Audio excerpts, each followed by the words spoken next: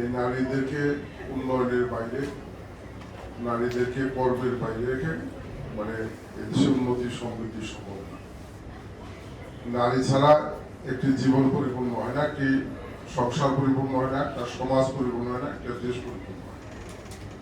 সঙ্গত কারণেই এই জনগোষ্ঠীর অর্ধেক নারী তাদেরকে পশ্চাতে রেখে, কর্মের বাইরে রেখে আমরা যে উন্নয়নের স্বপ্ন দিচ্ছি সেই উন্নয়ন কখনোই টেকসই হওয়া সম্ভব না।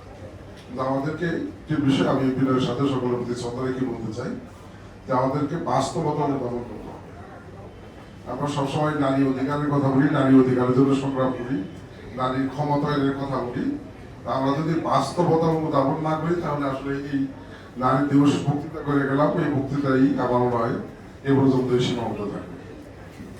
বাস্তবতা হলো যে আমরা যদি সত্যিকার অর্থে নারীদেরকে ক্ষমতায়ন করতে চাই, নারীদের অধিকার প্রতিষ্ঠা করতে চাই, তাহলে নারীদেরকে যোগ্য হিসেবে করে তোলা ছাড়া বিকল্প কোনো আমরা যে পারি